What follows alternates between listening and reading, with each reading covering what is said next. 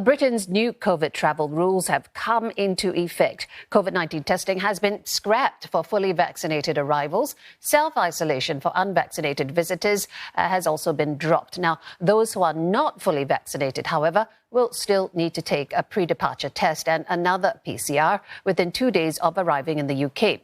Now, the changes are part of a wider strategy to exit the pandemic.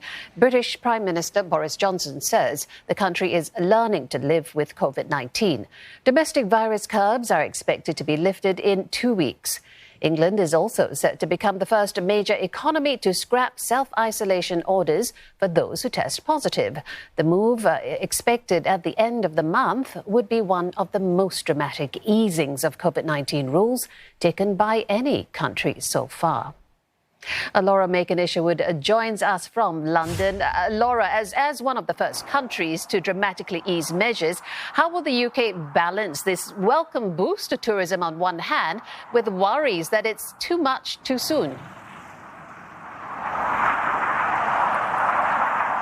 Well, that's a good question because, of course, the travel sector here in the United Kingdom has been one of the most vocal throughout this pandemic, saying that these restrictions that were put in place were really damaging their profits and the economy overall. And here at Heathrow, the boss from Heathrow Airport has been one of the loudest voices campaigning for these tests to be removed. Now the UK government has decided to do that, so anyone landing here in the United Kingdom who is fully vaccinated will no longer have to take a test on day 2. But balancing it is going to be very difficult because there will be other nations as well that still have testing procedures in place. So while the United Kingdom might be open for business, those families that might be looking to go away for half-term holidays, which start on Monday, still might be facing those extra costs when they head elsewhere. And of course, keeping track of the COVID-19 case rate here will still be an issue should other countries consider the UK unsafe.